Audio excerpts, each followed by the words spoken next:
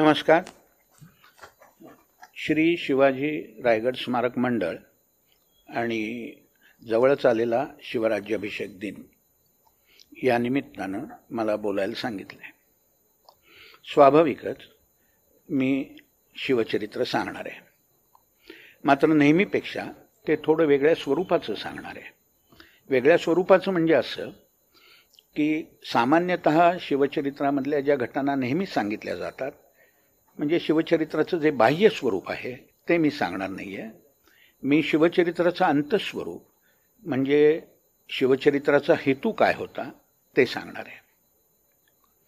1961 मध्ये मुंबईला जेव्हा शिवाजी महाराजांच्या पुतळ्याची स्थापना झाली तेव्हा केलेल्या भाषणात यशवंतराव चव्हाणांनी अशा आशयाचे उद्गार काढले होते की जर शिवाजी महाराज झाले नसते तर पाकिस्तानची सीमा तुमच्या माझ्या घरापर्यंत येऊन पोचली असती. त्यांच्या म्हणण्याचा अर्थ स्पष्ट आहे.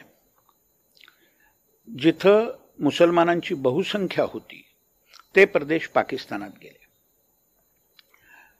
यशवंतरावांच्या म्हणण्याचा अर्थ असा की जर शिवाजी महाराज झाले नसते तर भारताच्या बऱ्याच मोठ्या भूभागावर मुसलमानांची बहुसंख्या झाली असती.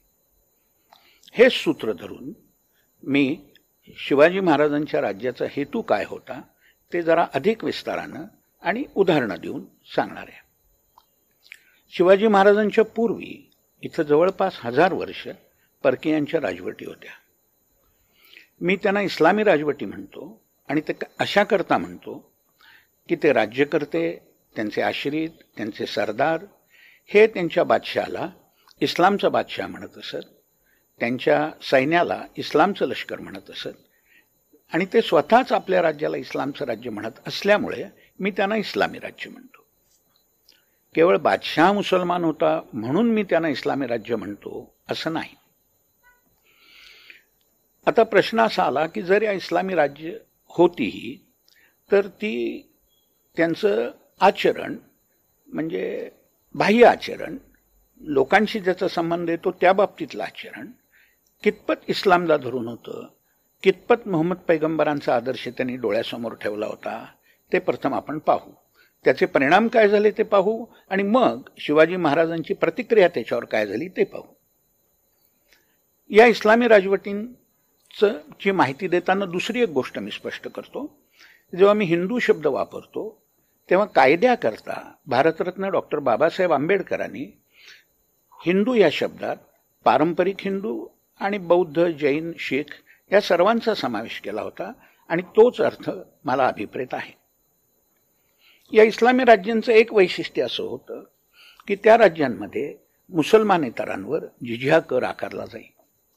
त्यासंबंधीची कुराणातली आयत अशी आहे, ग्रंथधारकांपैकी जे अल्लावर व कियामतवर म्हणजे अंतिम दिनावर विश्वास ठेवत नाहीत, अल्लानं आणि अल्लाच्या परिचितानं जे निषिद्ध ठरवलेलं आहे ते निषिद्ध मानत नाहीत आणि खऱ्या धर्मावर म्हणजे इस्लामवर विश्वास ठेवत नाहीत, त्यांच्याशी ते जोपर्यंत नम्र होऊन नम्रतापूर्वक स्वतःच्या हातानं जिझिया देत नाहीत तोपर्यंत युद्ध करा.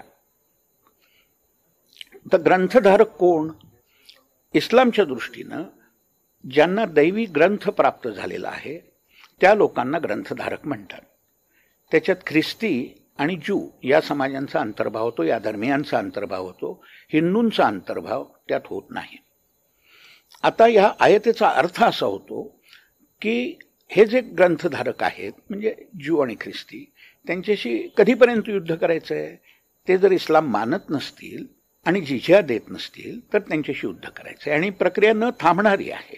म्हणजे थोडक्यात त्यांच्यापुढे 3च पर्याय राहतात, एक इस्लाम स्वीकारणं किंवा जिझिया देणं किंवा मृत्यू.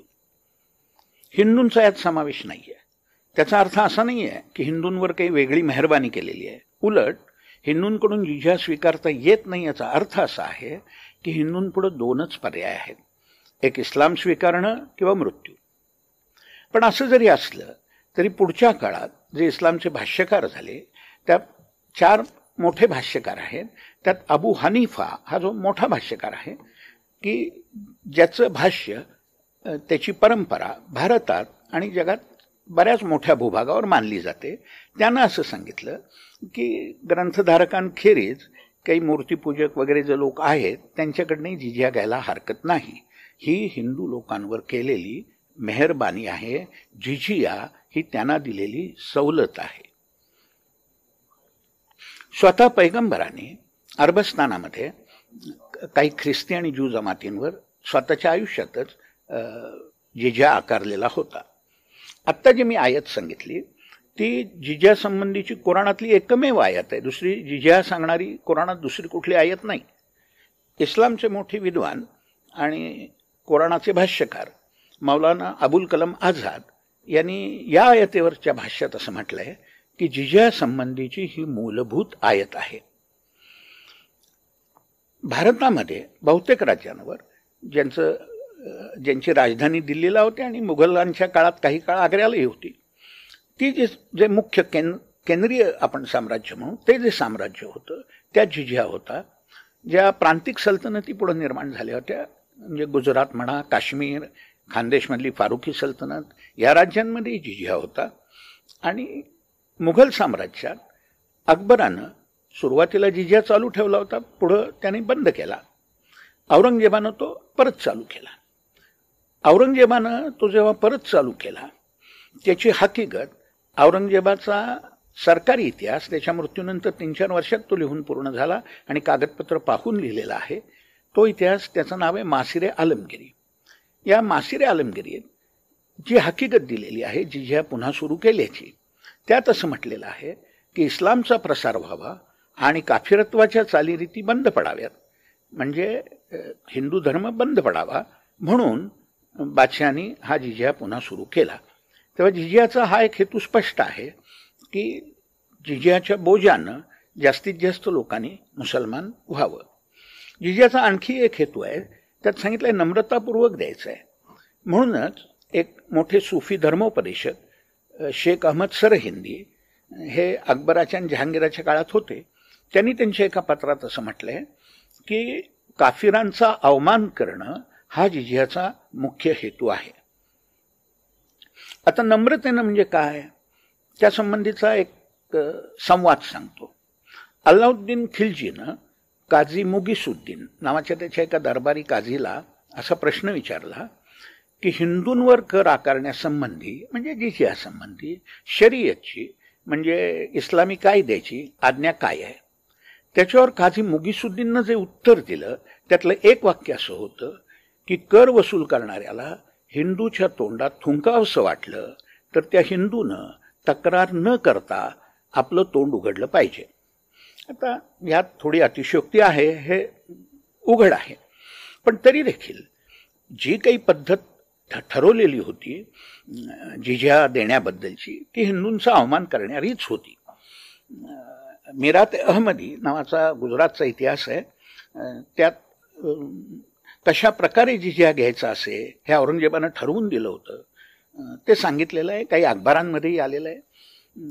अगदी खलिफा उमरपासून ही पद्धत चालू होती. पद्धत अशी होती की जिझिया देणाऱ्यानं पायी यायचं आहे, काही ठिकाणी अनवाणी असं पण आहे, घोड्यावर बसून पालखीतनं असं यायचं नाही आहे, स्वतः येऊन जिझिया द्यायचं आहे. जिझिया घेणारा अधिकारी बसून राहतो, जिझिया देणाऱ्यानं तो कितीही मोठा असो त्यानं उभं राहायचं आहे आणि जिझिया द्यायचं आहे. तो जिझिया घेणारा अधिकारी म्हणतो, अरे धिम्मी जिझिया दे, तेव्हा त्यानं तो जिझिया द्यायचा आहे. आता काही ठिकाणी मोरोक्कोत जिझिया घेतल्यानंतर जिझिया देणाऱ्याला एक थप्पड मारण्याची सुद्धा पद्धत होती. भारतात थप्पड मारण्याची पद्धत नव्हती, निदान थप्पड मारत असत असं काही कुठं लिहिलेलं नाहीये.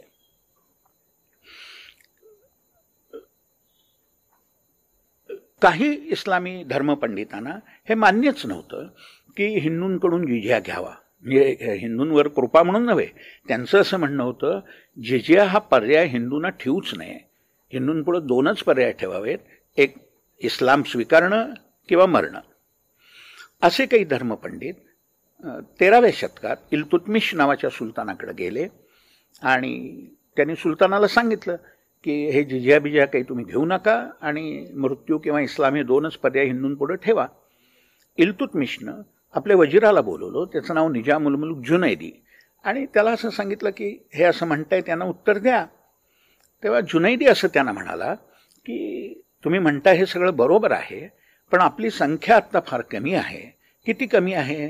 तर डाळीत म्हणजे वरणात जितकं मीठ असतं तितके आपण कमी.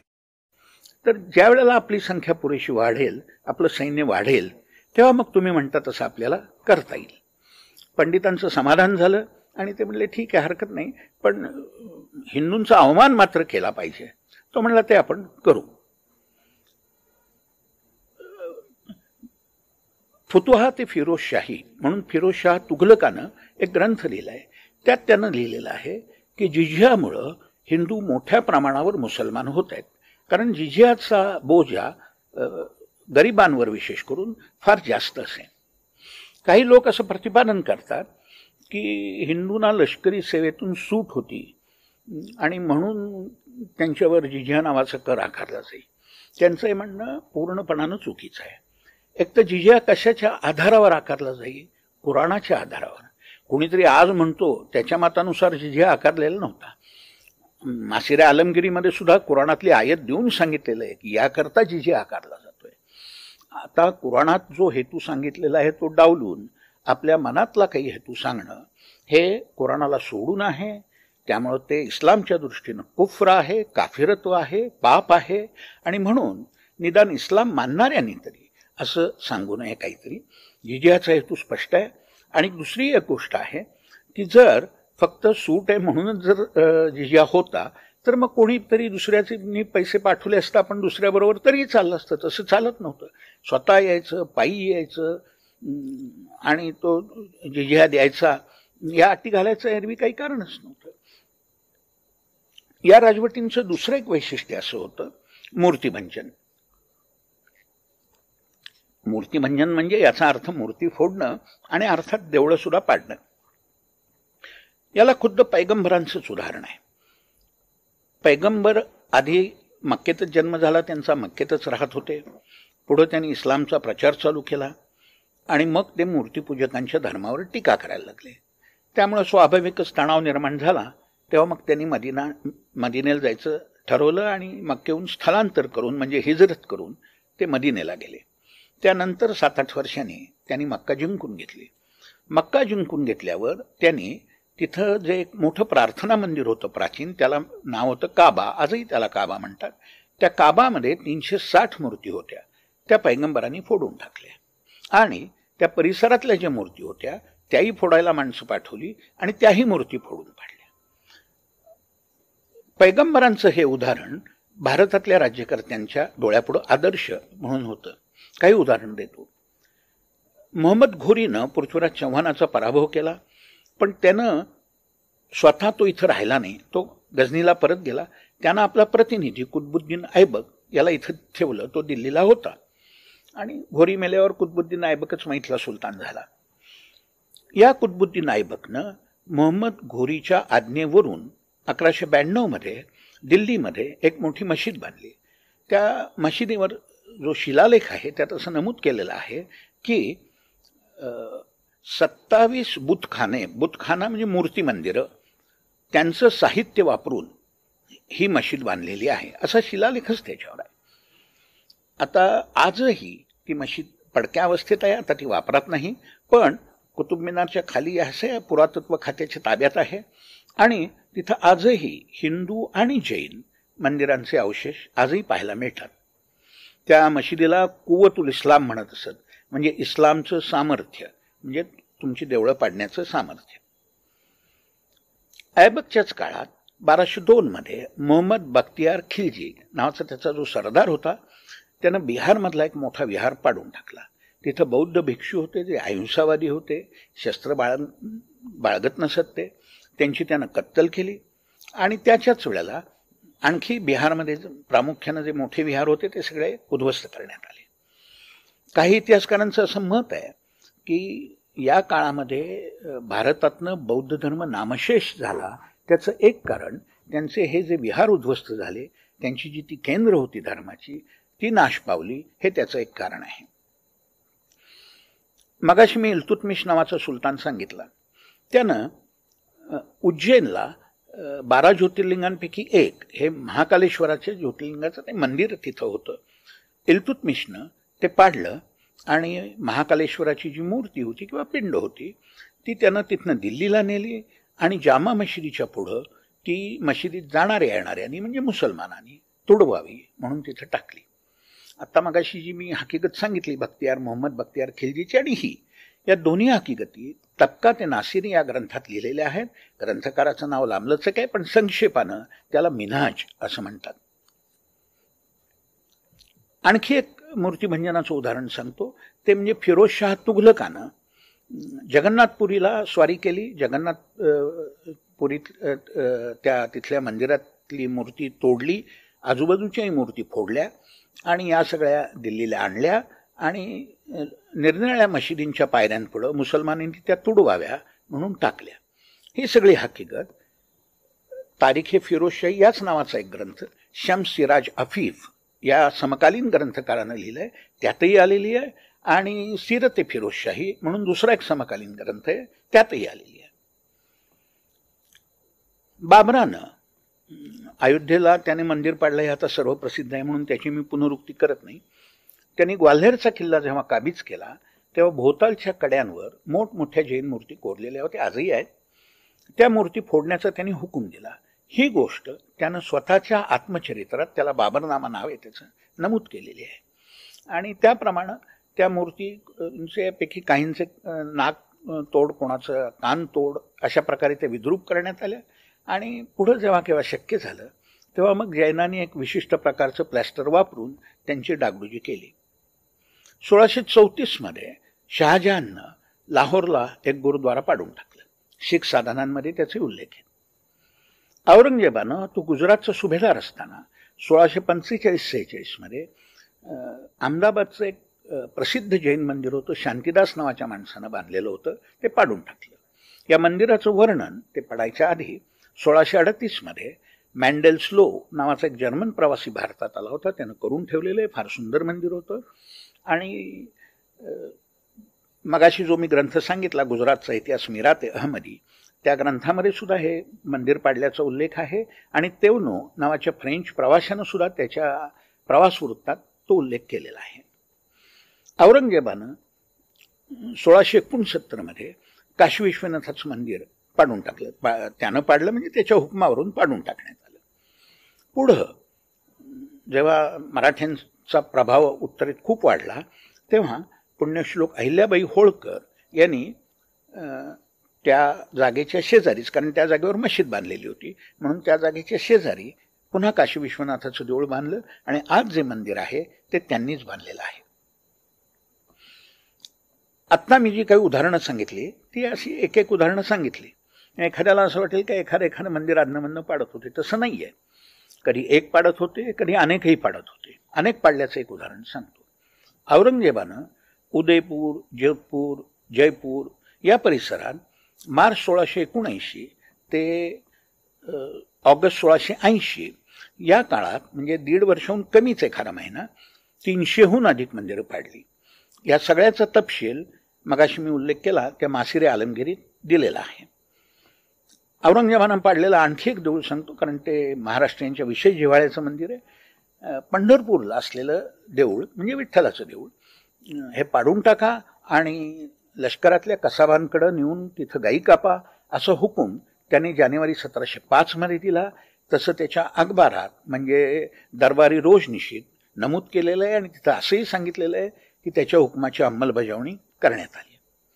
आता काही लोक निरनिराळ्या प्रकारे याचा समर्थन करतात. एक समर्थन असतं की देवळं संपत्ती होती म्हणून पाडली, दुसरं काही कारण नव्हतं. हे किती चुकीचं समर्थन आहे लगेच लक्षात येईल की जर असं होतं तर ठिकठिकाणच्या मूर्ती आणायच्या आणि लोकांनी त्या तुडवण्याकरता मशिदींपुढे टाकायच्या, हे करायची काही आवश्यकता नव्हती. संपत्ती करता लुटायची तर मूर्ती फोडण्याची काही आवश्यकता नव्हती. मंदिरातली संपत्ती लुटून न्यायची, पुन्हा साठली की पुन्हा लुटायची, मूर्ती राहू द्यायची. पण तसं त्यांनी केलं नाही. आणि पैगंबरांनी ज्या काबात मूर्ती फोडल्या त्या काही त्यांनी संपत्तीकरता फोडल्या नाहीत आणि पैगंबरांचा आदर्श डोळ्यापुढे ठेवूनच ते मूर्ती फोडत होते. तेव्हा हे समर्थन टिकणारं नाही की संपत्तीकरता फक्त ती देवळं पाडली जात होती. आता पाडल्यावर संपत्ती लुटत, तो भाग वेगळा. असा एक युक्तिवाद केला जातो की नाही, पूर्वी हिंदूंनी जैनांची सुद्धा मंदिरं पाडली. एक तर ते पुरावे टिकत नाहीत. मी माझ्या आगामी पुस्तकात ते तपशीलवार दाखवून देतो. दुसरी गोष्ट अशी की समजा आपण असं मानलं की हिंदूंनी जैनांची मंदिरं पाडली होती, पण म्हणून त्याचं सूड घेण्याकरता मुसलमानांनी हिंदूंची मंदिरं पाडली असं काही नाही आहे. आणि मुसलमानांनी म्हणजे त्या राज्यकर्त्यांनी हिंदूंची मंदिरं जशी पाडली तशी जैनांची मंदिरं पाडलीच ना. मी मगाशी 2-3 उदाहरणं सांगितली. तेव्हा हेही समर्थन टिकणार नाही. आणखी काही लोक असं म्हणतात की आमची सत्ता आता इथं प्रस्थापित झाली आहे, हे घोषित करण्याकरता म्हणून देवळं पाडली जायची. हे अगदीच विचित्र समर्थन आहे की आपली सत्ता इथं प्रस्थापित झाली आहे म्हणून तिथं देऊळ पाडून टाकायचं. मग असं जर होतं तर औरंगजेबानं जेव्हा आदिलशाहीचं राज्य गिळंकृत केलं त्यावेळेला तिथल्या मशिदी याच न्यायानं पाडायला पाहिजे होत्या. त्यांनी मशिदी कधी पाडल्या नाही, त्यांनी पाडली ती देवळच. तेव्हा ही अशी समर्थनं काही टिकणारी नाही. या राजवटींचं तिसरं एक वैशिष्ट्य असं होतं की कत्तली आणि त्यातून निर्माण होणारी गुलामगिरी. कुराणामध्ये 66व्या प्रकरणातली 9वी आयत अशी आहे, हे नबी म्हणजे हे पैगंबर काफिरांविरुद्ध आणि मुनाफिकांविरुद्ध जिहाद करा, त्यांना कठोरतेने वागवा, त्यांचं स्थान नरक हे आहे आणि ते फार वाईट ठिकाण आहे. मुनाफिक म्हणजे ढोंगी, म्हणजे जे लोक आपण मुसलमान आहोत असं भासवतात पण प्रत्यक्षात मात्र आतून इस्लामशी प्रामाणिक राहत नाहीत असे लोक. हा जिहाद का करायचं आहे त्याच्याकरता वेगळं कारण काही दिलेलं नाही आहे. ते काफिर आहेत एवढं कारण पुरेसं आहे. आणि असं जिहाद करणं हे मोठं पुण्याचं काम आहे अशा अर्थाच्या हदीस पण आहेत. मी जेव्हा हे पैगंबरांच्या चरित्राची माहिती देतो तेव्हा मी इब्न इसाकनं लिहिलेलं आणि इब्न हिशामनं संपादित केलेलं पैगंबरांचं चरित्र, वाकिदी, इब्न साद, तबरी या ग्रंथकारांचा आधार घेतोय, कुराणातल्या आयतांचा आधार घेतोय आणि हदीस म्हणजे इतिहास परंपरा, पण विशेष अर्थानं म्हणजे पैगंबरांच्या उक्ती आणि कृती यांचाही आधार घेतोय. मोहम्मद पैगंबरांनी 627 मध्ये अरबस्तानातल्या बनू कुरैझा नावाच्या ज्यू जमातीच्या वसाहतीवर आक्रमण केलं.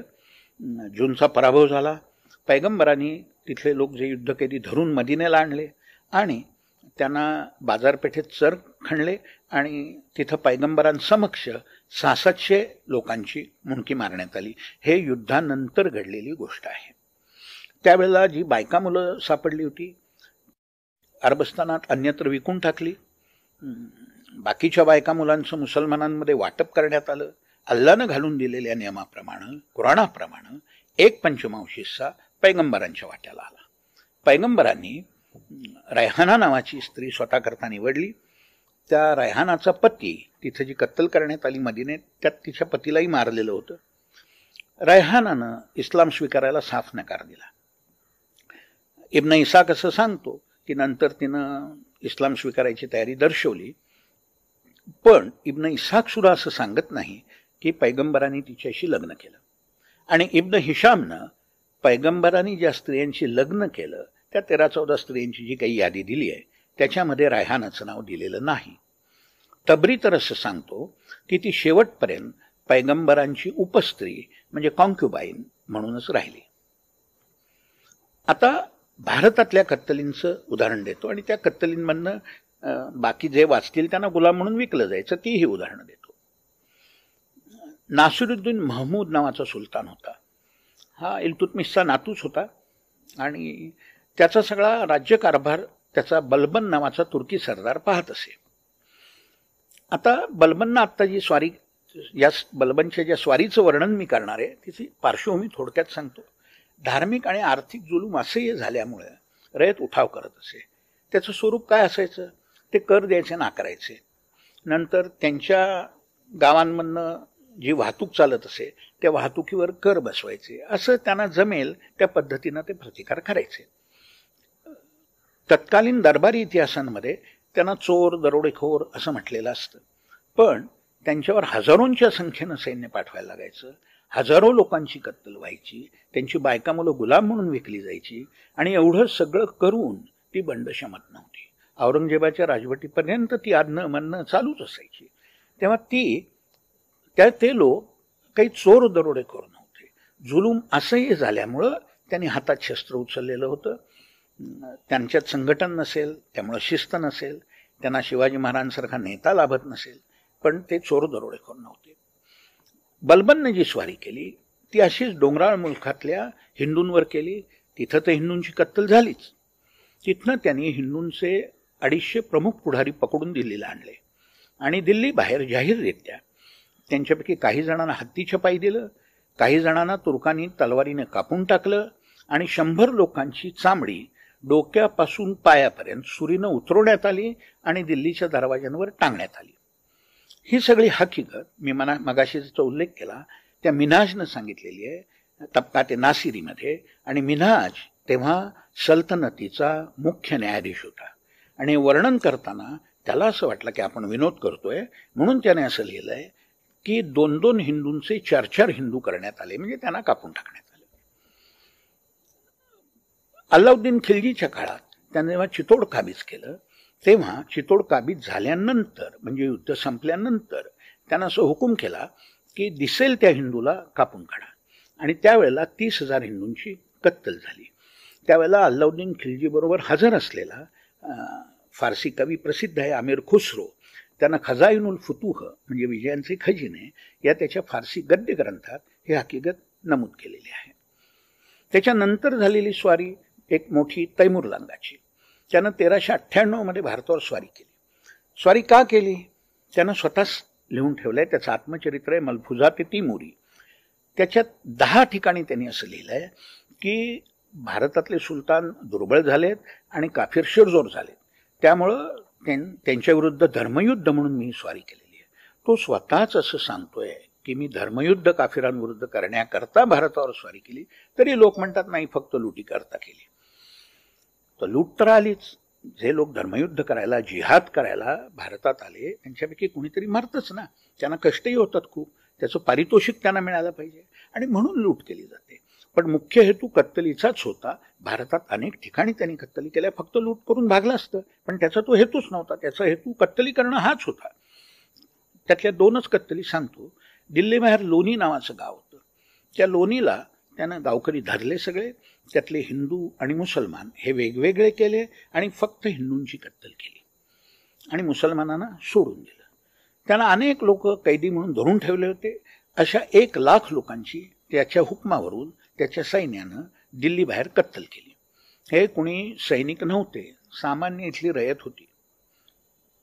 अकबरानं चितोडचा जेव्हा किल्ला घेतला तेव्हा तो किल्ला घेतल्यानंतर त्यानं किल्ल्यात आसरा घेतलेले लोक होते आजूबाजूचे, अशा 30,000 लोकांची कत्तल केली. ही सगळी हकीकत त्याच्या दरबारी इतिहासात, त्याच्या हुकमावरून लिहिलेल्या इतिहासात, त्याचं नाव आहे अकबरनामा. अबुल फजल त्याचा इतिहासकार, त्यानं नमूद करून ठेवलेली आहे. अबुल फजलनं हेही सांगितलंय की हे युद्ध हा जिहाद होता. अर्थातच ती कत्तल हा जिहादचाच त्या भाग होता. आणि अकबरानं या युद्धानंतर स्वतःच्या विजयाची घोषणा करणारं जे पत्र काढलं, फतनामा त्याला म्हणतात, तो फतनामा काढला. त्यातही 4 वेळेला जिहाद हा शब्द आलेला आहे. मगाशी मी बलबननं रयतेविरुद्ध युद्ध जे पुकारलं त्याचं एक उदाहरण सांगितलं. आता दुसरं एक उदाहरण सांगतो.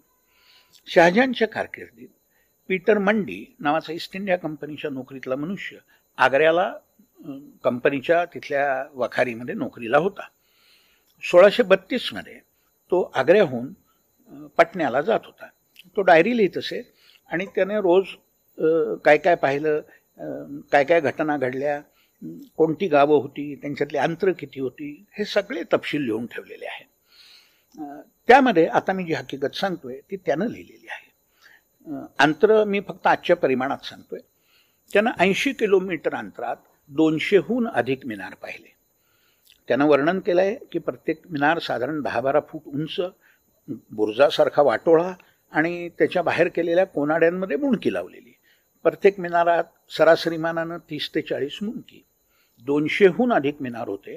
तेव्हा आपण सरासरी 40 मुंडक्याप्रमाणे जर धरलं तर 80 किलोमीटर अंतरात 8,000 मुंडकी भरतात, म्हणजे किलोमीटरला 100 मुंडकी.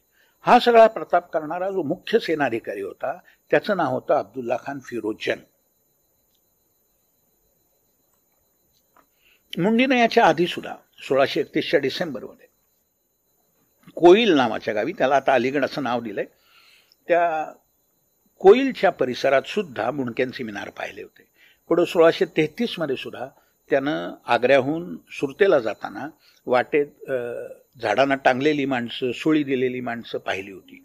हे प्रताप कोणाकोणा सरदारांचे होते त्यांची नावही त्यांनी दिली आहे. एक होता सैफ खान, एक होता ताज खान, एक होता बाकीर खान, एक होता फर्जन खान, असे बरेच खान होते.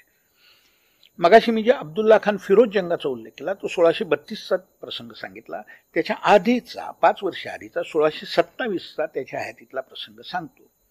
शेख फरीद भाकरी नावाच्या माणसानं तस्किरातुल खवानीन नावाचा मुघल मनसबदारांचा चरित्रकोश लिहिला आहे.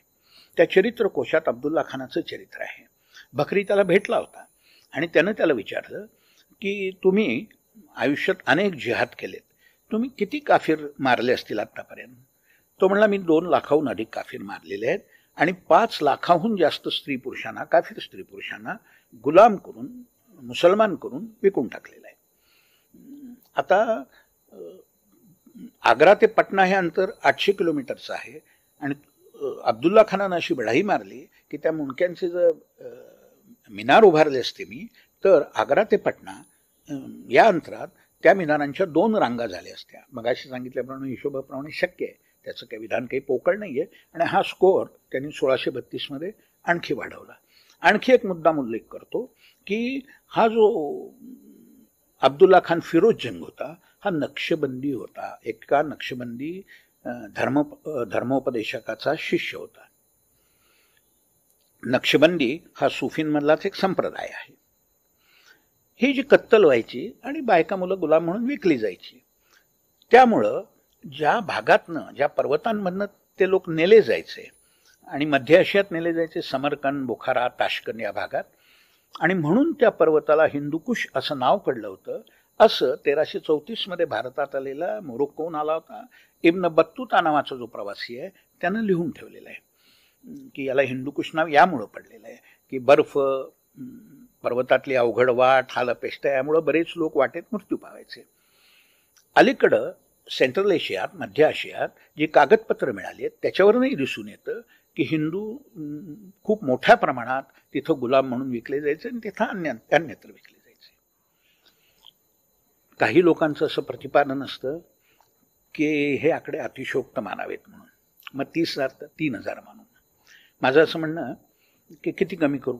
1 कमी करू, 10 कमी करू, 100 कमी करू, 1000 कमी करू, 5,000 कमी करू, 30,000 ते 25,000 मानू, मग तर झालं का नाही? आणि का कमी करायचे त्याचंही त्यांनी सांगितलं पाहिजे तर्कशास्त्र, की कमी का करायचे एकतर, आणि किती कमी करायचे तेही त्यांनी सांगितलं पाहिजे. नुसतेच कमी करा, तुम्हाला वाटतं म्हणून कमी करा, असं कसं चालेल? असं नाही चालणार. तर त्यांचं हे जे बचाव आहे की ह्या कत्तलींचे आकडे अतिशयोक्त आहेत.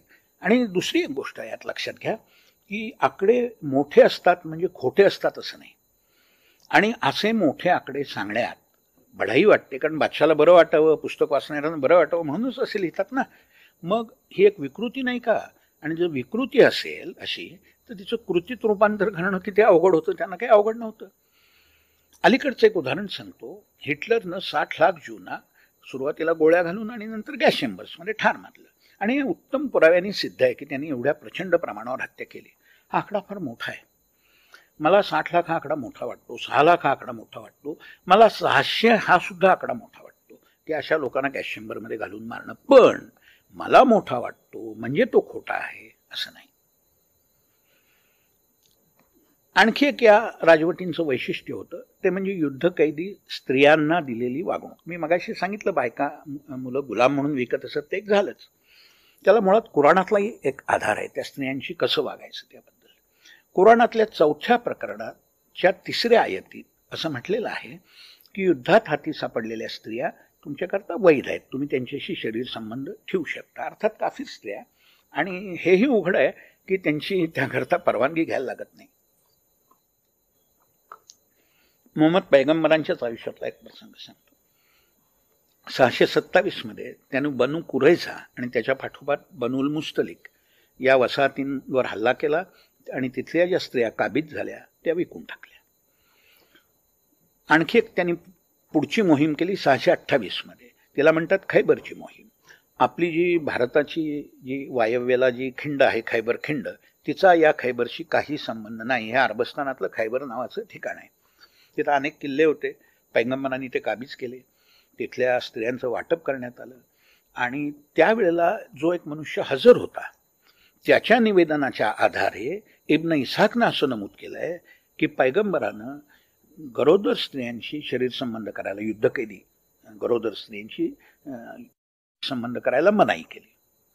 त्याचं पैगंबरांनी दिलेलं कारण असं होतं असं तो सांगतो की मुसलमानाचं बीज हे इतर म्हणजे काफिर माणसाच्या बीजात मिसळणं वैध नाही, योग्य नाही. आता असं बीज मिसळतं वगैरे आजच्या सायन्सप्रमाणे काही मला वाटतं मान्य होणार नाही, पण त्यावेळेच्या त्यांच्या कल्पनेप्रमाणे त्यांनी सांगितलं. स्वतः पैगंबरांनी त्यावेळेला सफिया नावाची स्त्री स्वतःकरता निवडली. मागाशी मी बनू कुरैझा जातीच्या लोकांची मदिनेमध्ये झालेली कत्तल सांगितली. त्यात या सफियाचे वडील मारले गेले होते, त्यांचं डोकं मारलं गेलं होतं. आता ही सफिया पैगंबरांनी निवडली तशी दुसऱ्या एका माणसाला तीच हवीशी वाटली. तेव्हा पैगंबरांनी त्याला तिच्या 2 चुलत बहिणी देऊन त्याचं समाधान केलं. या बाईचा पती त्यावेळेला हयात होता आणि खजिनदार होता आणि तो खजिना कुठं आहे ते सांगेना. त्यामुळं मग पैगंबरांनी हुकूम दिला की त्याचे हालहाल करा. त्याचे हालहाल केले आणि त्याला ठार मारण्यात आलं.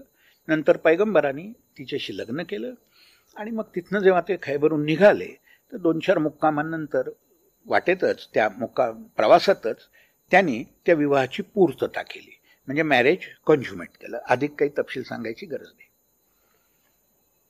कुराणात 4थ्या प्रकरणाच्या 24व्या आयतीत असं सांगितलंय की विवाहित स्त्रिया तुम्हाला निषिद्ध आहेत, पण युद्धात सापडलेल्या स्त्रिया निषिद्ध नाहीत.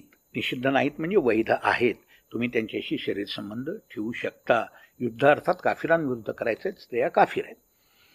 आता पैगंबरांना वेळोवेळी कुराणातले जे आयत आहेत ते दृष्टांत किंवा साक्षात्कार होऊन त्यांच्या तोंडून अल्लाकडनं त्या उद्गारल्या जात पैगंबरांच्या तोंडून.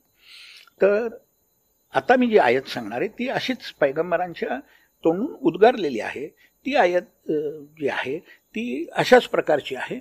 मगाशी मी सांगितलं विवाहित स्त्रिया निषिद्ध वगैरे वगैरे. ती केव्हा स्फुरली तर अवतास नावाच्या ठिकाणी लढाई झाली मक्का काबीज केल्यानंतर 630 साली. आणि तिथं अनेक स्त्रिया कैद झाल्या आणि त्यांचे जे काही अनुयायी होते त्यांना असं वाटलं की यांचे पती मूर्तीपूजक होते, तर आपण त्यांच्याशी कसा काय शरीर संबंध ठेवावा. तेव्हा पैगंबरांनी सांगितलं की असं काही हरकत नाही, म्हणून ही आयत स्फुरलेली आहे. मी हदीस म्हणजे सांगितलं पैगंबरांच्या उक्ती आणि कृती. त्यातला एक अतिशय प्रमाणभूत ग्रंथ आहे सहीह मुस्लिम. त्याचं इंग्रजी भाषांतर नासिरुद्दीन अल खत्ताब यांनी केलेलं आहे. त्याच्या 4थ्या खंडामध्ये 108व्या पृष्ठावर ही हदीस सांगितलेली आहे की या प्रसंगानं पैगंबरांना ती आयत स्फुरली. आणि त्या हदीसचा मथळा असं दिलेला आहे की युद्धात कैद झालेल्या स्त्रियांशी त्या गर्भवती नाहीत अशी खात्री झाल्यावर शरीर संबंध ठेवण्यास परवानगी आहे. आणि अशा स्त्रीला जर आधीचा पती असेल म्हणजे तिचं आधीचं जर लग्न असेल झालेलं तर ती युद्धात हाती सापडल्यावर ते रद्दबातल होतं. काही उदाहरणं सांगतो भारतातली. मोहम्मद तुघलक, त्याच्या कारकिर्दीत इथं आलेला मनुष्य 1334. इब्न बत्तुता, मागाशी मी नाव सांगितलं हिंदूकुश संबंधात, तो 7-8 वर्ष भारतात होता. त्यानं असं सांगितलंय की त्याच्या मोहम्मद तुघलकाच्या दरबारात ईदचा जेव्हा उत्सव असे तेव्हा त्या वर्षी आधी ज्या स्त्रिया युद्धात हाती सापडलेल्या असत त्यांना मोहम्मद तुघलकाच्या दरबारात नाचा गायला लावत, म्हणजे त्या काही कला प्रदर्शन करण्याकरता नाचत नव्हत्या, त्यांना काही पर्याय नव्हता. आणि नंतर मोहम्मद तुघलक आपल्या सरदारांना, नातलगांना, परदेशातनं कोणी आले असतील भेट द्यायला त्यांना त्या स्त्रिया भेट देऊन टाकत असे. अगदी अलीकडं आयसिसनं 2015 सालची बातमी आहे, अशाच प्रकारे ईदच्या निमित्तानं ज्या आधी स्त्रिया पकडलेल्या होत्या यझदी त्या जिहादी योद्ध्यांना भेट देऊन टाकल्या. भेट दिल्यावर त्यांचं काय होत असेल अकबरानं 1564 मध्ये गड कटांगाचे राज्य काबीज करण्याकरता सैन्य पाठवलं. हे गड कटांगा म्हणून गावं होती आणि आता ती जबलपूरमध्ये समाविष्ट आहेत. राजा मरण पावला होता. राणीचं नाव दुर्गावती. ती त्या सैन्याला प्रतिकार करताना जबर जखमी झाली. शत्रूच्या हातात सापडू नये म्हणून तिनं पोटात खंजीर खुपसून आत्महत्या केली. आणि तिचा जो मुलगा होता बीरनारायण, तो सुद्धा लढाईत मारला गेला. बीरनारायणाची वधू आणि दुर्गावतीची बहीण कमलावती म्हणजे ती तरुण मुलगी आणि तिची मावस सासू, या दोघींना अकबराच्या जनानखान्यात दाखल करण्यात आलं. असंच एक प्रकरण आहे शहाजहानचं. 1635चं उदाहरण आहे. ओरछाचा राजा, तर ओरछा हे मुघल साम्राज्यातच मोडत होतो, जुझार सिंह बुंदेला, त्यानं शहाजहान विरुद्ध बंड केलं आणि किंवा तसा आरोप होता त्याच्यावर स्वारी करण्यात आली. तो मारला गेला.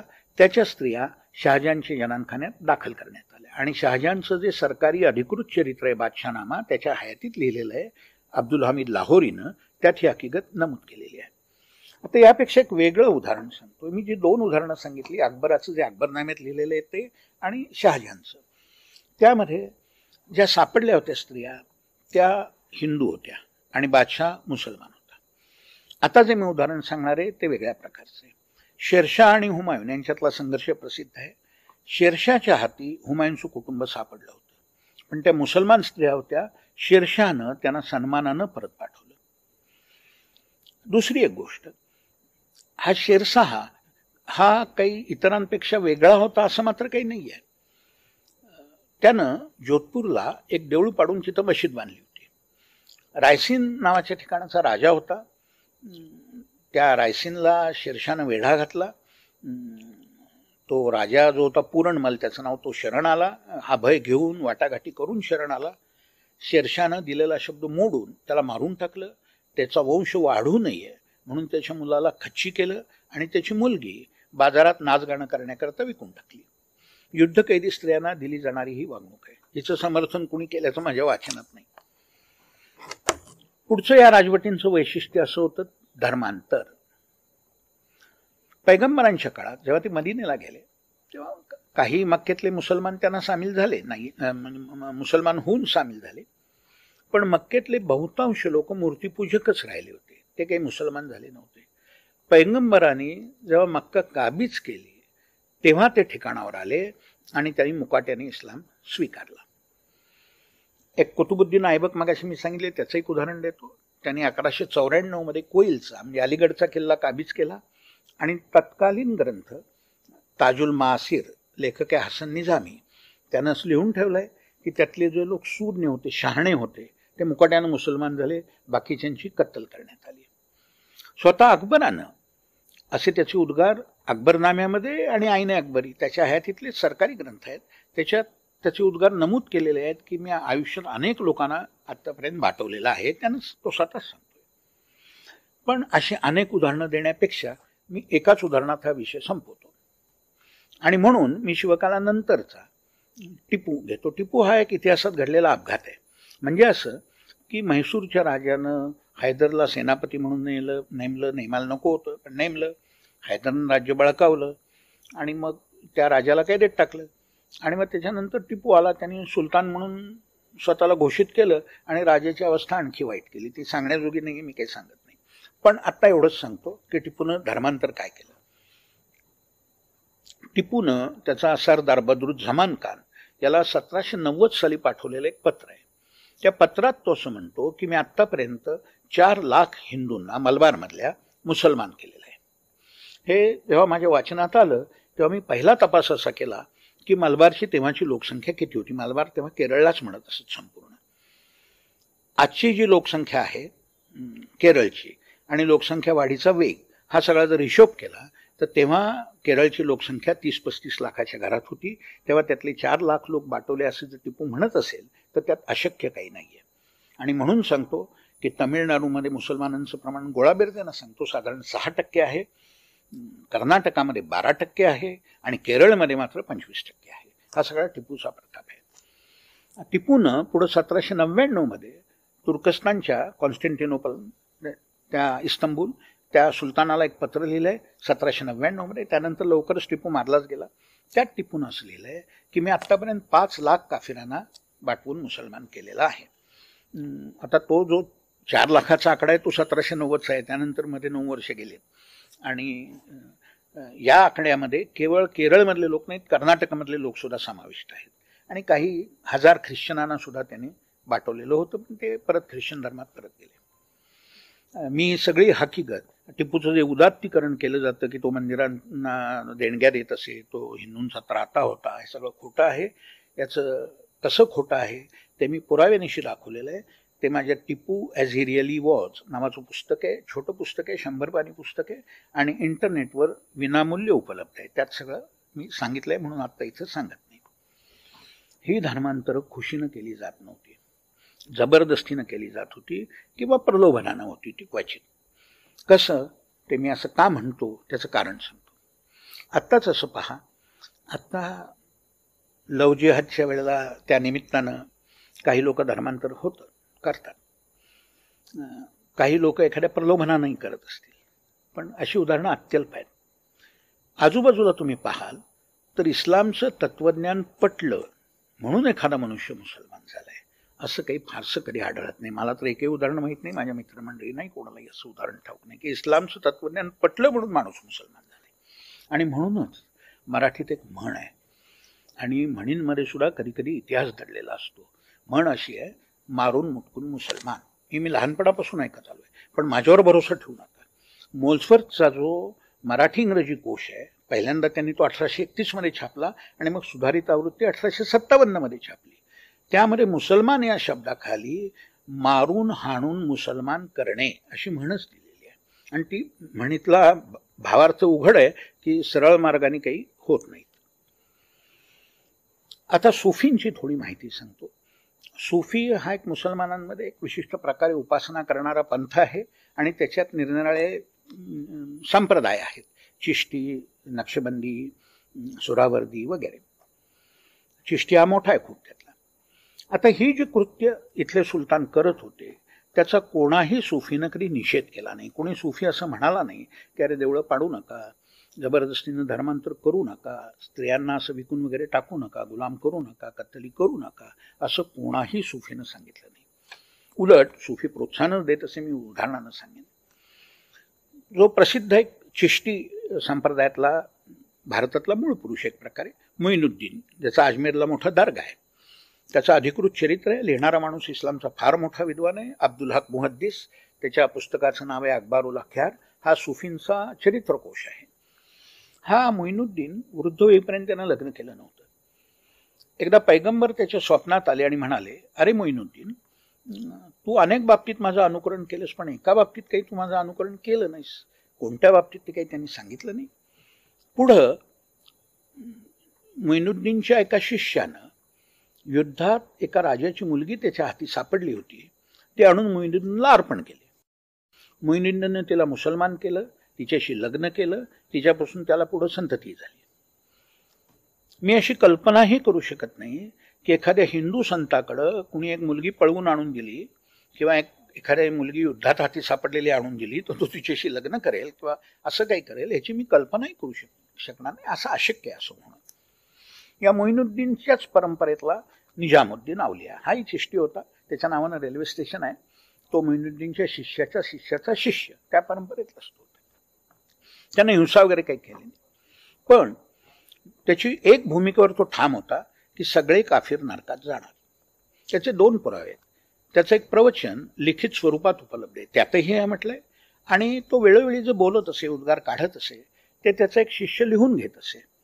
त्यात सुद्धा असं म्हटलेलं आहे की सगळे काफिर त्यात नरकात जाणार. ग्रंथाचं नाव आहे फवाईदुल फवाद.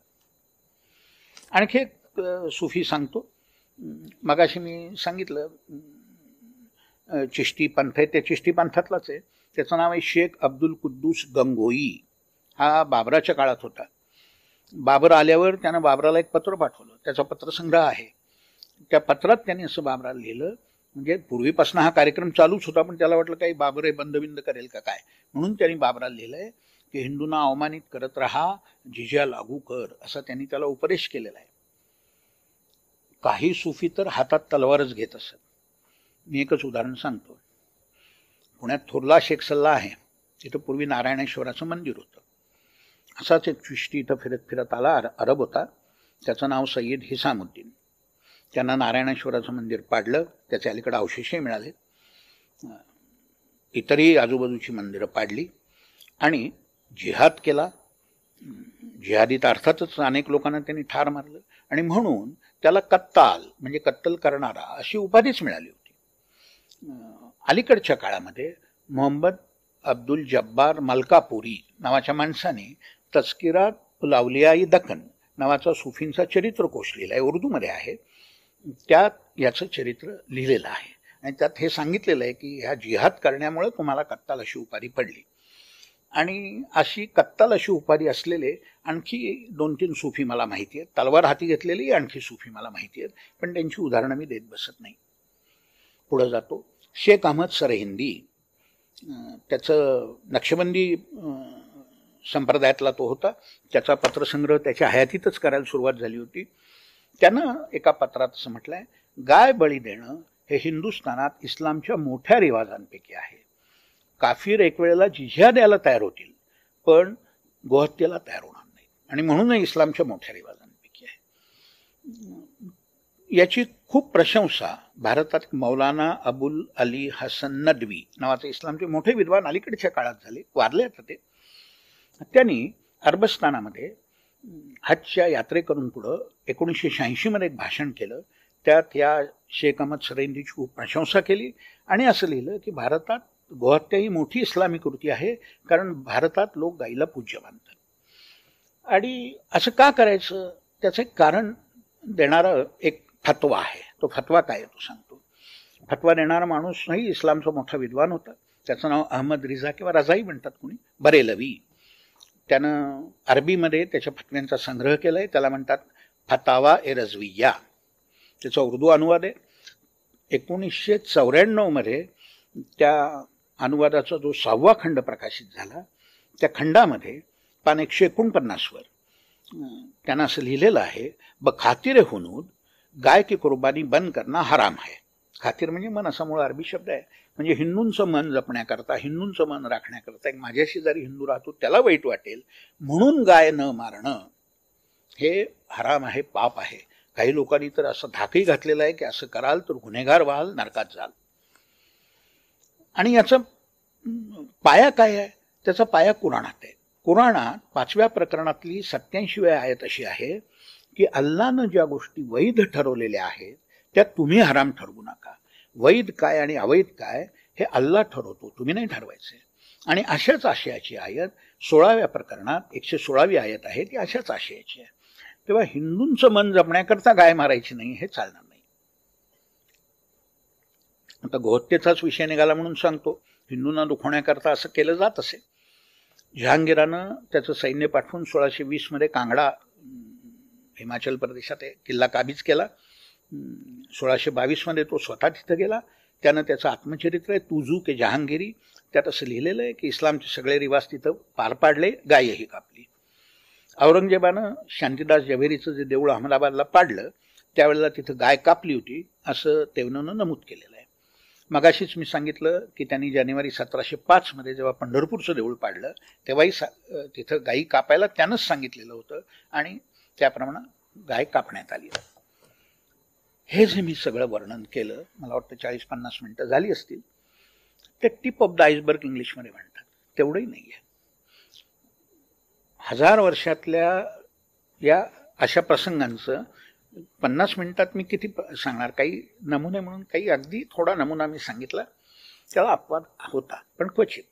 म्हणजे एक अपवाद सांगतो. इब्राहिम आदिलशाह खूप प्रसिद्ध आहे आणि तो सरस्वतीचा भक्तच होता, उपासकच होता. त्याच्या फरमानांची सुरुवातच मुळी सरस्वतीला वंदन करून अशा अर्थाच्या वाक्यानं होते. पण असे अपवाद क्वचित. या इब्राहिम आदिलशाहच्या कारकिर्दीत सुद्धा त्याच्या एका सरदारानं एक देऊळ पाडून तिथं मशीद बांधलीच. म्हणजे बादशाह थोडाफार जरा एखादा बरा असला, सहसा नसायचाच, एका हाताची बोटं सुद्धा खूप होतील, पण असलाच तरी बाकीचे लोक काही बदलायचे नाहीत. राज्यकर्ता वर्ग ज्याला आपण म्हणू ते तसंच वागायचे. एकच उल्लेख करतो, अशा प्रांतिक सल्तनती खूप होत्या. या मध्यवर्ती सल्तनतीत जे घडत होतं तेच प्रांतिक सल्तनतींमध्ये घडत होतं. मग गुजरात असो, माळवा असो, काश्मीर असो, बंगाल असो, किंवा दक्षिणेतल्या बहमनी त्यातनं निर्माण झालेल्या सल्तनती सगळीकडे हाच प्रकार होता. मी अकबराचं मगाशी सांगितलं की त्यानं जिझिया बंद केला होता. त्याच्या राजवटीच्या उत्तरार्धात तो थोडा बदलला, बराच बदलला, थोडा म्हणण्यापेक्षा हे खरं आहे. मात्र त्याचा हा पश्चाताप कोरडा आहे. त्यानं स्वतः असं मान्य केलंय की मी आयुष्यात अनेक देवळं पाडली. त्या फतनाम्यातच नमूद आहे मी देवळं पाडतो म्हणून. पण ही भरपाई म्हणून त्यानं ते दुसरं देऊळ एखादं बांधून दिलं असं एकही उदाहरण नाही. तेव्हा या पश्चातापाला काही अर्थ नाही. ज्याला प्रायश्चित्त नाही तो पश्चाताप नाही. आता हे जे मी प्रसंग सांगितले हे मी इतिहासकाराच्या दृष्टिकोनातून सांगितले, त्यामुळं ते मी अतिशय कोरडेपणानं सांगितले. इतिहासकार काय म्हणतो, 100 लोकांची चामडी लोळवली. मग दुसरा म्हणतो अरे नाही 100-200 आहे बरं का आकडा, तिथे 100 नाही 200 लोकांची, बरं मग 200 लिहितो. पण चामडी ज्याची लोळवली त्याला काय झालं असेल, त्याला यातना किती झाल्या असतील. ज्या कुटुंबातला मनुष्य गुलाम म्हणून विकला गेला, स्त्री असेल पुरुष असेल, जी स्त्री जनानखान्यात फरफटत नेण्यात आली तिच्या कुटुंबातल्या लोकांना काय वाटलं असेल, हे काही इतिहास सांगू शकत नाही. इतिहासाला ती मिती, ते परिमाणच नसतं. ते प्रत्येक प्रसंग एक एक शोकांतिका आहे आणि ते कादंबरीकाराचं काम आहे, इतिहासकाराचं ते काम नाही. आणि असे अक्षरशः लाखो प्रसंग भारताच्या इतिहासात आहेत. आता ही जी सगळी परिस्थिती होती ती शिवाजी महाराजांनी बदलली आणि तोच त्यांचा हेतू होता. हे दाखवून देण्याकरता काही उदाहरणं मी देतो. प्रथम मी शिवाजी महाराजांच्या कृती आणि उक्तीतनं काय दिसतं ते सांगतो. पहिली गोष्ट त्यांची मुद्रा. त्यातलं जुन्यातलं जुनं पत्र, ती मुद्रा उमटलेलं जानेवारी 1646 मधलं शिवचरित्र साहित्य खंड 2 मध्ये छापलेलं आहे. त्यांच्या वडिलांची मुद्रा फारसी होती पण शिवाजी महाराजांची मुद्रा मात्र संस्कृत होती. इथंच काही लोकांच्या कदाचित लक्षात आलं असेल की एका नव्या युगाला सुरुवात झालेली आहे. मुद्रा प्रसिद्ध आहे, तिच्यावर अधिक भाष्य मी करत नाही. सप्तकोटीश्वर नावाचं मंदिर गोव्यामध्ये दिवाडी बेट, त्या दिवाडी बेटात नार्वे नावाचं गाव, त्या गावी होतं. मुसलमानांनी पाडलं. पुढे विजयनगरच्या साम्राज्यात तिथं पुन्हा भव्य मंदिर बांधलं. पोर्तुगीजांनी 1540 मध्ये तेही पाडलं.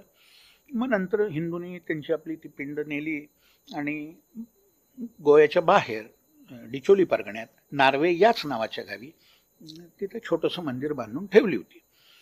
ते मंदिर पडलेलं असावं, पडीक अवस्थेत असावं किंवा मुद्दाम पाडलेलं असावं.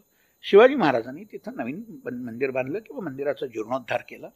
तिथं शिलालेख आहेच, पण त्याशिवाय शिवाजी महाराजांचा दुसरा राज्याभिषेक जो झाला त्याची हकीकत ज्या ग्रंथात सांगितले, तांत्रिक अभिषेक होता तो शिवराज राज्याभिषेक कल्पतरू, त्या ग्रंथातही या प्रसंगाचा उल्लेख आहे. तमिळनाडूतही त्यांनी असंच एका ठिकाणी केलं. राजव्यवहार कोश त्यांच्या आज्ञेवर रचला, प्रसिद्ध आहे. त्यांनी रघुनाथ नारायण हनुमन त्यांना आज्ञा केली होती, त्यांनी तो रचला. त्याच्या उपोद्घातात म्हणजे प्रास्ताविकात असं सांगितलेलं आहे की तिरुवन्नमलई या जागी शोणाचलपतीचं देऊळ होतं. ते यवनांनी उद्ध्वस्त केलं होतं. बराच काळ तसंच ती उद्ध्वस्त स्थितीतच ते पडून होतं. रघुनाथ नारायण हनुमंत्यांनी ते पुन्हा बांधलं, अर्थातच महाराजांच्या अनुज्ञेनं बांधलेलं आहे. आणि त्या परिसरातले अन्य काही देवळांची नावं दिली आहेत. त्यांच्या पूजा अर्चा बंद पडल्या होत्या, कारण उघड आहे. राजवट इस्लामी होती. पूजा अर्चा करणार, उत्सव करणार, लोकांच्या त्या राज्यकर्त्यांच्या डोळ्यावर येणार आणि ते देऊळ पाडून टाकणार. त्याच्यापेक्षा आपलं मंदिर बंद करून ठेवलेलं बरं, म्हणजे कदाचित वाचेल.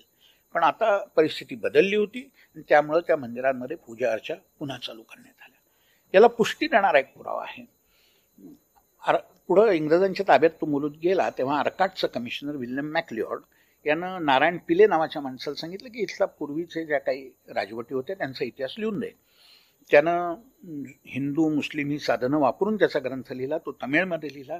कर्नाटक राज्यातलं सविस्तर चरित्रम असं त्याचं नाव आहे. त्याचं फ्रेंच अनुवाद आहे. पुस्तक प्रसिद्ध झालेलं आहे. त्यातली ही हकीकत आहे. त्यात असं सांगितलं आहे की या तिरुवन्नमलईचं की तिथं शंकराचं जसं देऊळ होतं शोणाचलपती, तसं एक विष्णूचंही देऊळ होतं. तिथं पेरुमल म्हटलंय. पेरुमल म्हणजे विष्णूचं. तेव्हा ही दोन्ही मंदिरं पाडून मुसलमानांनी तिथं मशिदी बांधलेल्या होत्या. शिवाजी महाराजांनी त्या पाडून टाकल्या. त्यापैकी जे शोणाचलपतीचं देऊळ होतं, शंकराचं देऊळ होतं, तिथं परत मंदिर बांधण्यात आलं. पण त्यानं हेही लिहिलं आहे की पूर्वीच्या नायक राजांनी त्या मंदिराचा बांधलेला जो सभामंडप होता, म्हणजे पुढचा भाग होता, तो तसाच होता, तो काही पाडलेला नव्हता. आणि बऱ्याच ठिकाणी असं पाहायला मिळतं की मंदिराचं रूपांतर जेव्हा मशिदीत करतात तेव्हा बराच भाग तसाच ठेवतात, गाभारा पाडून टाकतात, पश्चिमेला एक भिंत बांधतात, नमाज या दिशेला तोंड करून पडायचं म्हणून, आणि मंदिराचं मशिदीत रूपांतर होतं. मराठ्यांच्या राजवटीत अशा काही मंदिरांचं ज्यांचं मशिदीत रूपांतर झालं होतं त्यांचं पुन्हा मंदिरात रूपांतर करण्यात आलं. आणि तुम्ही जर ते मंदिर जाऊन पाहिलं तर आज तुम्हाला शंका सुद्धा येणार नाही की ह्याची पूर्वी कधी मशीद झाली होती, कारण मी सांगितलं या पद्धतीनं केलं होतं. मराठ्यांनी एवढंच केलं, ती भिंत काढून टाकली आणि गाभारा परत बांधला, परत मंदिर झालं. मी अशी 2 मंदिरं पाहिलेली आहेत, एक बंकापूरला आणि एक धारवाडला. या शोणाचलपतीच्या बाबतीत सुद्धा तसंच झालेलं असावं. त्यावेळेचा तिथे एक पादरी होता, 1656 पासून तिथं मदुरेला राहत होता. त्यांना असं लिहून ठेवलंय की शिवाजी महाराजांनी या त्यांच्या स्वारीत मशिदी भ्रष्ट केल्या. मला असं वाटतं की ह्या ज्या 2 मशिदी त्यांच्या हुकमावरनं पाडण्यात आल्या असं नारायण पिले सांगतो, त्या पाडल्याच्या त्यासंबंधीच तो म्हणत असावा मशिदी भ्रष्ट केल्या म्हणून. मगाशीच मी उल्लेख केला, शिवाजी महाराजांनी राजव्यवहार कोश केला. कशाकरता केला त्याच्या प्रस्तावनेत लिहिलेलं आहे. शब्द येऊन इथली भाषा सरणी बिघडलेली होती, ती शुद्ध करण्याकरता हा राजव्यवहार कोश, त्याला संस्कृत प्रतिशब्द देणारा राजव्यवहार कोश रचलेला आहे असं सांगितलेलं आहे. तिसरं नेतोजी पालकर, त्याला महाराजांनी शुद्ध करून घेतलं, खूप प्रसिद्ध आहे. या 3 गोष्टींमध्ये एक समान सूत्र आहे. तुम्ही जबरदस्तीनं मंदिर पाडून मशीद बांधलीत, मी माझ्या शस्त्रबळानं तो मुलूक जिंकून घेणार आणि तिथे परत मंदिर बांधणार. तुमच्या अंमलामुळं आमच्या भाषेमध्ये यावनी शब्द घुसले, स्वाभाविक देवाणघेवाणीतनं आलेले नाहीत, एक प्रकारे जबरदस्तीनं चाललेले आहेत. मी त्यांची हकालपट्टी करणार. तुम्ही नेतोजी पालकराला मुसलमान केलं, मी त्याला हिंदू करून देणार, मला कोण अडवतो ते बघतो मी. हे एक समान सूत्र या गोष्टीत आहे की जो जुलूम झाला होता तो मी दूर करणार. वेदाध्ययनालाही त्यांनी उत्तेजन दिलं. त्यांचा जो पंडितराव होता त्यांनी अनेक लोकांना, वेदाध्ययन करणाऱ्या लोकांना दरवर्षी ठराविक धान्य द्यावं, 5 मण 6 मण काय असेल ते, अशी पत्र दिलेली आहेत. आणि त्या पत्रांमध्ये असं नमूद केलेलं आहे की तो मनुष्य जिवंत असेल तोपर्यंतच ते धान्य द्यायचं आहे, वंश परंपरेनं नाही, तोपर्यंतच द्यायचं आहे. हिंदू जीवन पद्धती असं म्हणतात, पंचांग हाही त्याचा एक भाग आहे. शिवाजी महाराजांच्या आज्ञेवरनं त्यांच्या कृष्ण ज्योतिषी नावाच्या त्यांच्या सेवकांमधल्या एका माणसानं कर्ण कौस्तुभ नावाचा ग्रंथ लिहिलेला आहे. तो पंचांग शुद्धी करता शिवाजी महाराजांच्या आज्ञेवरून लिहिलेला आहे, तसं त्या ग्रंथात नमूद केलेलं आहे. त्यांनी राज्याभिषेक जो केला तो सुद्धा हिंदू पद्धतीनं केला. काही लोकांचं असं म्हणणं आहे की त्याला कोणी विरोध केला होता. खरोखरच कोणी विरोध केला होता का, कशाकरता केला होता, किती लोकांनी केला होता, या सगळ्याचा परामर्श मी आगामी पुस्तकात घेणार आहे. पण क्षणभर आपण असं मानू की समजा विरोध केला होता. मग जर विरोध केला होता तरी सुद्धा त्यांनी मला वैदिक पद्धतीनंच राज्याभिषेक केला पाहिजे असा जर आग्रह धरला असेल तर ती गोष्ट विशेषच महत्त्वाची आहे. त्यांचा आग्रह अधिकच स्पष्ट होतो. त्यांना विरोध स्वकीय तर सुरुवातीपासून करत आलेले आहेत. त्यांना ठार मारण्याकरता त्यांच्या अंगावर धावून आलेले आहेत स्वकीय. पण ते काय असं म्हणाले नाहीत की स्वकीय असं वागले म्हणून मी माझं कार्य सोडीन किंवा थांबवीन किंवा माझा आग्रह थांबवीन, असं ते म्हणालेलं नाही. तेव्हा त्यांनी राज्याभिषेकही हिंदू पद्धतीनंच करून घेतलेला आहे.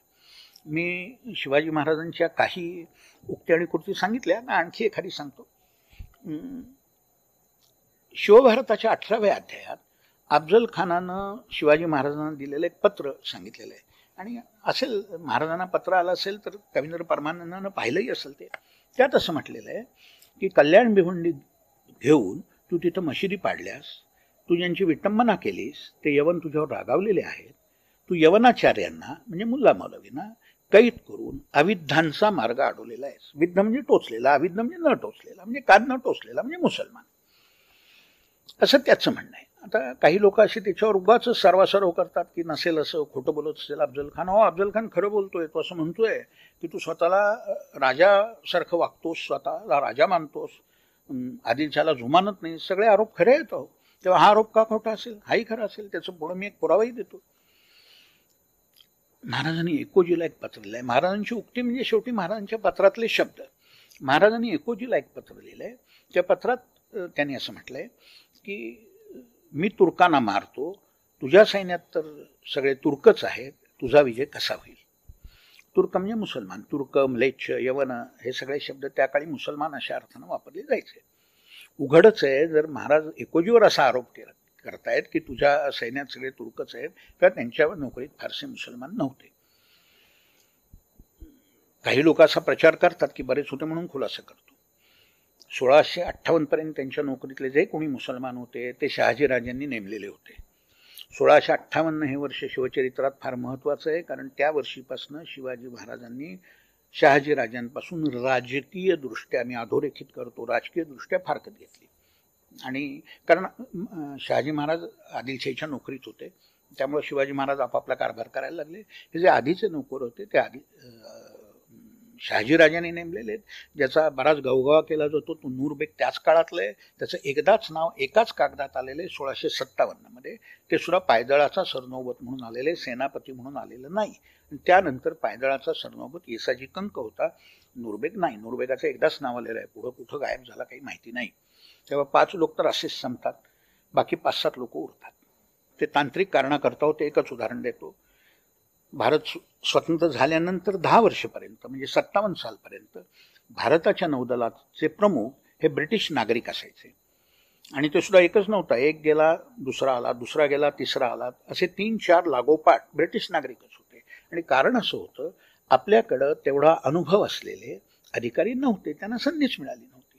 तसे शिवाजी महाराजांच्या नौदलात 2 मुसलमान अधिकारी होते. त्यातला एक दर्या सारंग होता, त्याला 1678 मध्ये महाराजांनी कैदच केलं. त्यांच्याकडे एक फारसी लेखनिक होता, त्याचं नाव काझी हैदर. तो पुढं महाराजांच्या मृत्यूनंतर 1682 साली तो औरंगजेबाला जाऊन मिळाला, तो भाग वेगळा. महाराजांकडे एक हिंदू फारसी लेखनिक पण होता, त्याचं नाव नीलप्रभू.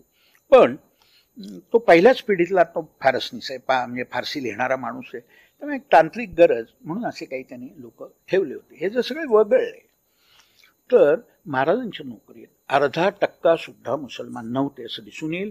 आणि माझ्या आगामी पुस्तकात मी हिंदू आणि मुसलमान सेवकांच्या याद्या छापतोय, तेव्हा हा विशेष संपेल. आणखी एक गोष्ट सांगतो. शिवाजी महाराजांनी मशीद बांधली असं काही लोक म्हणतात रायगडवर, सगळं खोटं आहे. शिवाजी महाराजांनी कधीही कुठेही कसलीही मशीद बांधल्याचा काहीही पुरावा नाही. दुसरी गोष्ट, त्यांनी एकाही मशिदीला नवीन इनाम दिलेलं नाही. त्यांनी जी इनामं दिली ती 2-4 मशिदींची पूर्वी चालू असलेली इनामं चालू ठेवली, ही गोष्ट खरी आहे. त्यातल्या इंदापूरच्या मशिदीचं इनाम त्यांनी बंद केलं असं पुढं तिथल्या सेवेकऱ्यांनीच तक्रार केली आहे. त्यांचे शब्द असे आहेत की शिवाजी भोसलेच्या कारकिर्दीत आमचं इनाम चाललं नाही. या उलट शिवाजी महाराजांनी देवळांना, धर्मपंडितांना, संत महंतांना अनेक इनामं दिली. आपल्या कसबा गणपतीला 1647 साली त्यांनी इनाम दिलंय नंदादीपाकरता. प्रतापगडच्या भवानीकरता रोज 10 माणसांचा शिधा तिथे येणारे कोण भाविक असतील त्यांच्याकरता दिलेला आहे. पाडगावच्या मौनीबाबांच्या मठात दरवर्षी 1000 लोकांना जेवण घालण्याकरता शिधा पुरवायची व्यवस्था केलेली आहे. मोरगावचे गोसावी आहेत, मोराया गोसावी आहेत, रामदास स्वामी आहेत, अनेकांना भरपूर इनामं त्यांनी दिलेत हिंदूंना. मुसलमानांना मात्र त्यांनी दिलं नाही. मी शिवाजी महाराजांच्या कृती आणि उक्ती सांगितल्या. स्वकीयांच्या 2-4 साक्षी सांगतो. पहिलीच साक्ष संभाजी महाराजांची. बुधभूषण त्यांचा ग्रंथ ती युवराज असताना त्यांनी लिहिलाय. त्यात असं म्हटलंय, आशाय गोश्वारा सांगतोय, म्लेच्छांनी विस्कळीत केलेल्या वर्णधर्माचे रक्षण व परिपालन करण्याकरता त्यांनी देवद्वेष्ट्यांना पराभूत केलं. वर्णधर्म असा शब्द तिथं वापरलाय. आता आज आपल्याला तो आवडत नाही, पण हिंदू धर्मच तिथं अभिप्रेत आहे. त्यांच्या दानपत्रामध्ये त्यांनी त्यांच्या वडिलांची प्रशंसा करण्याकरता त्यांना अनुलक्षून विशेषणं वापरली आहेत. त्यातलं एक विशेषण असे, यौवनारंभ गृहीत म्लेच्छ क्षय दीक्षा, म्हणजे म्लेच्छांचा क्षय करण्याची दीक्षा यौवनाच्या आरंभीच घेतलेला. अशी शिवाजी महाराजांनी आरंभीच ठरवलेलं होतं असं संभाजी महाराज सांगतात. आणि त्यांचे वडीलच होते ते त्यांना माहिती असणार. शिवभारतामध्ये 17व्या अध्यायामध्ये अफजल खानाची रवानगी करताना अली आदिलशाह त्याला काय म्हणाला ते सांगितलंय. अर्थात तेव्हा काही शिवभारतकर हजर नव्हता, हे त्याचे स्वतःचेच विचार तो सांगतोय. त्यात अली आदिलशाह जे म्हणाला त्यात काही वाक्य अशी आहेत, या स्वधर्माभिमानी वीराकडून म्हणजे शिवाजी महाराजांकडून म्लेच्छांचा क्षय होत आहे. हा कुमार वयाच्या प्रारंभापासून यवनांचा अपमान करीत आलाय. आणि मगाचे शिवभारतकाराचे शब्द आठवा. भूषण हा महाराजांना भेटून गेला होता. 1673 मध्ये त्यांनी शिवराज भूषण नावाचा ग्रंथ लिहिला.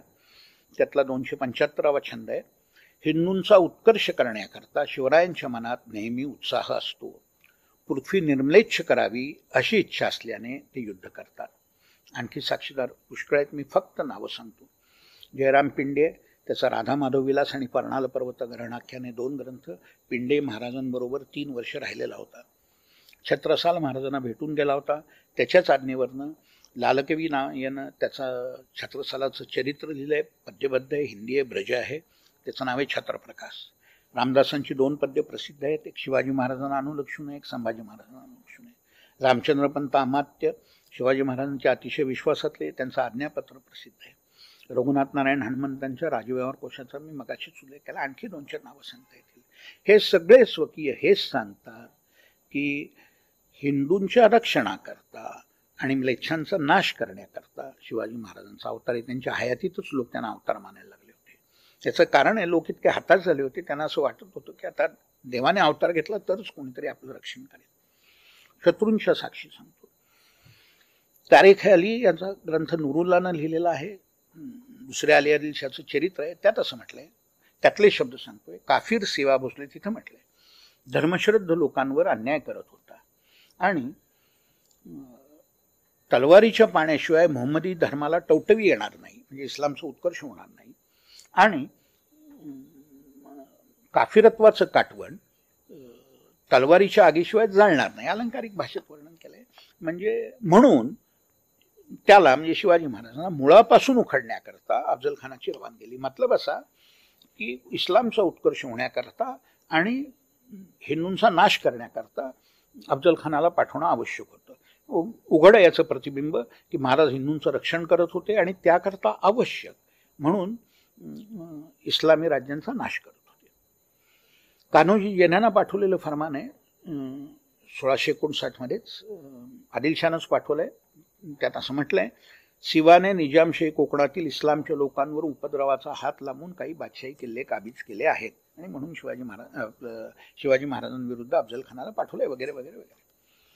त्यात असं म्हटलंय की इस्लामच्या लोकांना उपद्रव दिला. आता काय दिला उपद्रव? कदाचित गाई मारायला बंदी केली असेल, कदाचित मंदिरं पाडू दिली नसतील, कदाचित बाटवाबाटवी करू दिली नसेल. आता हा त्यांना जुलूम वाटणं स्वाभाविक आहे.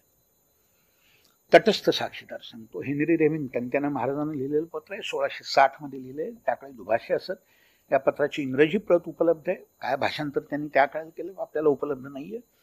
त्या पत्राच्या मायन्यात ती इंग्रजीची प्रत आहे. शिवाजी महाराजांना अनुलक्षून general of the Hindu forces असं म्हटलेलं आहे, हिंदू सेनाधिपती. त्याचं आकलन तसं होतं की हिंदू सैन्याचे प्रमुख आहेत. आंद्रे फ्रायरचा मी मगाशी उल्लेख केला, तो म्हणतो मशिदी भ्रष्ट केल्या वगैरे. फ्रायर नावाचा इंग्रज होता, डॉक्टर होता, ईस्ट इंडिया कंपनीच्या नोकरीत होता. 1675 मध्ये मुंबईहून जुन्नरला जात होता. जुन्नरच्या मुघल अधिकाऱ्यानं त्याच्या कुटुंबियांवर उपचार करण्याकरता त्याला बोलावलं होतं म्हणून तो जात होता. वाटेत शिवाजी महाराजांच्या मुलखातनं वाट होती, कल्याणला थांबला होता. तिथल्या कल्याणच्या अधिकाऱ्यांनी त्याला सांगितलं की मोकळी पडली मशीद, त्या मशिदीत राहा. त्याकरता त्याला कुणा मुल्ला मौलवीची परवानगी घ्यायला लागली नाही. शिवाजी महाराजांच्या अधिकाऱ्यांनी सांगितलं त्या मशिदीत राहा, तो राहिला. त्यानं असं लिहून ठेवलं आहे की कल्याणमध्ये अनेक मशिदी आहेत. इथल्या मुल्लांना पूर्वी लठ्ठप वेतन मिळत असे. शिवाजी महाराज हिंदू असल्यामुळं त्यांनी त्या मशिदी एरवी पाडूनच टाकल्या असत्या, पण त्याच्या ऐवजी त्यांनी त्याचं धान्याच्या कोठारांमध्ये रूपांतर केलं आहे. अफजल खान म्हणतो पाडूनच टाकल्या.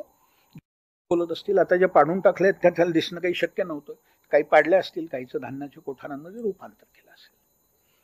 आता शिवाजी महाराजांच्या राज्याची परंपरा काय होती ते सांगतो. संभाजी महाराजांच्या दानपत्रात उल्लेख आहे, तो मागाशी मी सांगितला. संभाजी महाराजांनी रामसिंगाला संस्कृत पत्र लिहिलं आहे. त्याचं इंग्रजी भाषांतर आहे, व्हॉल्यूम ऑफ स्टडीज इन इंडॉलॉजीमध्ये छापलेलं आहे. मतलब त्यातला महत्त्वाचा भाग तेवढा सांगतो की सध्या यवनाधमाला सर्व हिंदू सत्वशून्य व धर्महीन झालंय असं वाटतंय, पण आम्ही धर्म आणि प्रजापालन याविषयीच्या आमच्या राजधर्माला पारखे होऊ शकत नाही. त्याकरता आम्ही आमचा खजिना, आमचे किल्ले, थोडक्यात आमचं सर्वस्व पणाला लावायला तयार आहोत.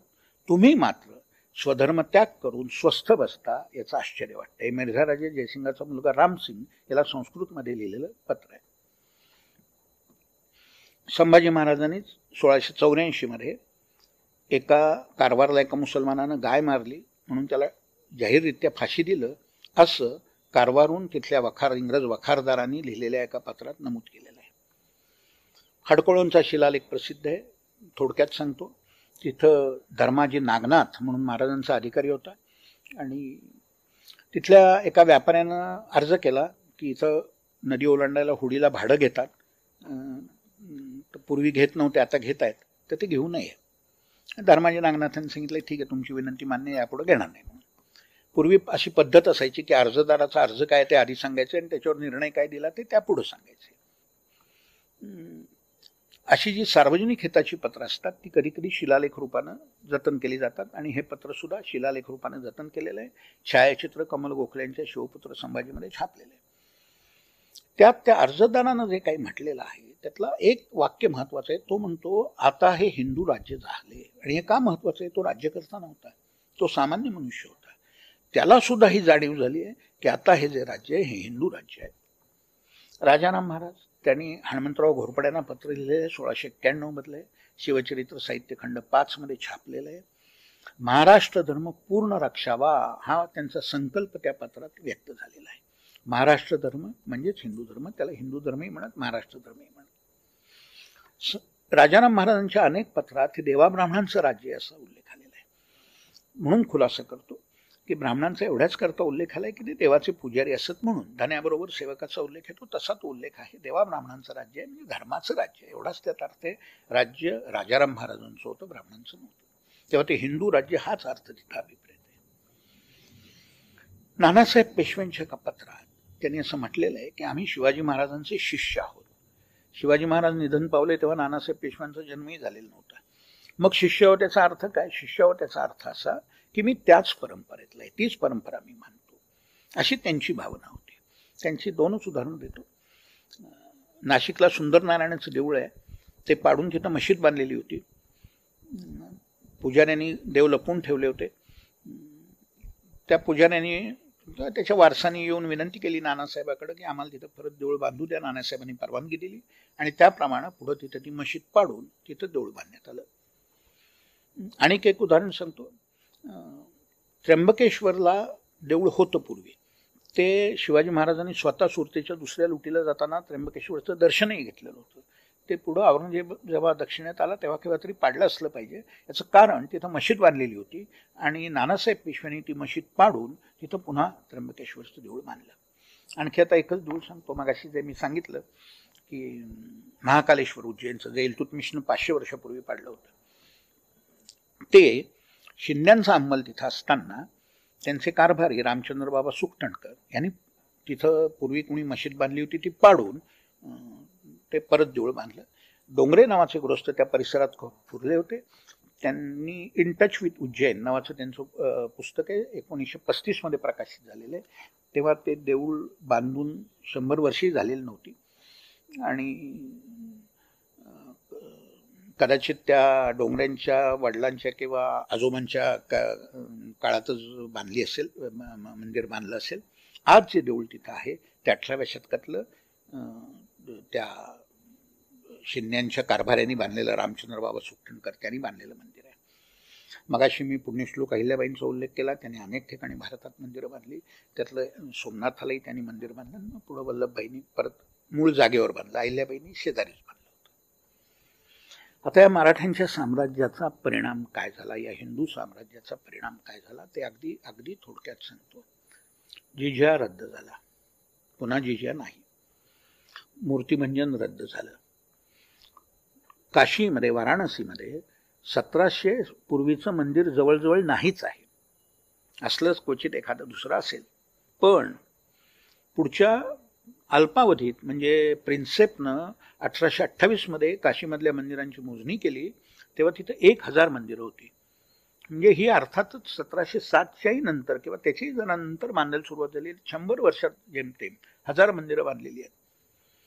आणि बनारसमध्ये, ज्याला मुसलमान लोक बनारस म्हणतात, वाराणसीमध्ये खुद्द मराठ्यांची सत्ता नव्हती, पण त्यांची दहशत एवढी होती, त्यांचा प्रभाव एवढा होता की वाराणसीत पुन्हा मंदिरं उभी राहिली. थोडी थोडकी नाही, शेकडो. आणखी बंद झालं, कत्तली बंद झाल्या. राजपूत राजे नाईलाजानं हातबल होऊन मुघल बादशाहांना मुली देत असत, ते बंद झालं.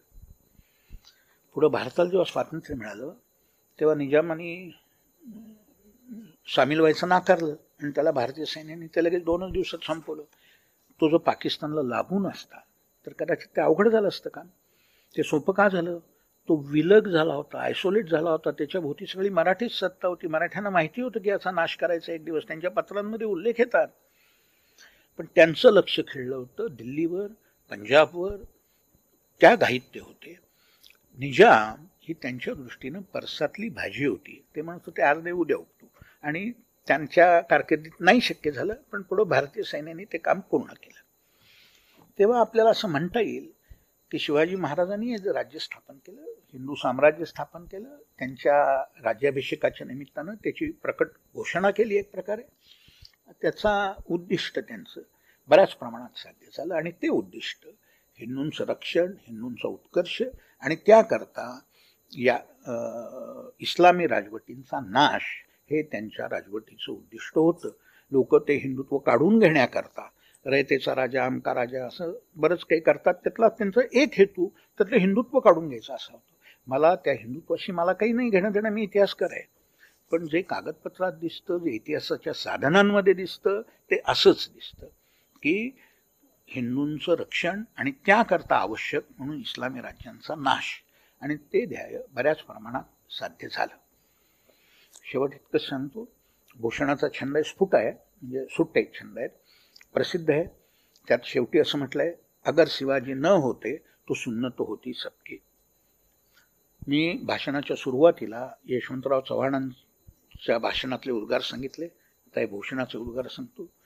शब्द वेगळे आहेत, पण दोन्ही मागचा आशय एकच आहे, दोन्ही मागची भावना एकच आहे. थांबतो. नमस्कार.